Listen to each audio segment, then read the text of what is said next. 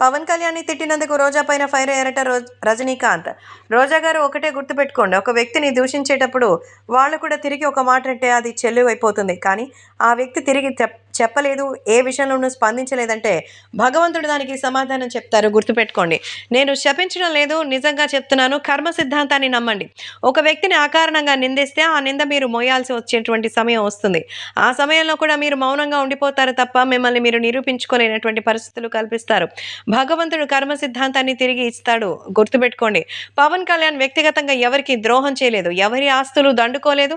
ఎవరిని అకారణంగా అని వాళ్ళని కన్నీళ్లు పెట్టించలేదు.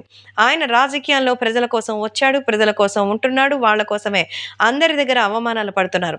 అలాంటి వ్యక్తిని మర్యాద లేకుండా మాట్లాడడం, హేళన చేయడం, గేలి చేయడం, 10 మంది చేత డబ్బులిచ్చి తిట్టించడం లాంటి నీచపు కార్యాలు చేస్తున్నారు. మరి మీ పార్టీను మీరు ఇందుకు పూనుకుంటున్నారు కాబట్టి ఎలాంటి పరిస్థితుల్లోనూ మరి ఎక్కడా ఉండదని, ఖచ్చితంగా దీనికి పరిష్కారం దొరుకుతుందని చెప్తున్నట్టుగైతే సమాచారం.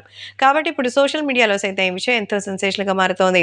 అలాగే అభిమానులు కూడా వీటి గురించి తెలుసుకొని పవన్ కళ్యాణ్‌కి సంబంధించిన విషయంలో రజనీకాంత్, రోజాకి ఈ రేంజ్‌లో బుద్ధి చెప్తుంటే అసలు నిజంగానే ఒక ఆలోచన చేస్తే ఏది నిజం, ఏది అబద్ధం అనేది క్లారిటీ వచ్చేస్తుంది. కాబట్టి ఇప్పటికైనా ఈ విషయంపై ఒక్కసారైనా ఆలోచించి రోజా గారు పవన్ కళ్యాణ్ మీద వ్యక్తిగతంగా టార్గెట్ చేయకపోతే అది మీకే మంచిది అంటున్నారు రజనీకాంత్.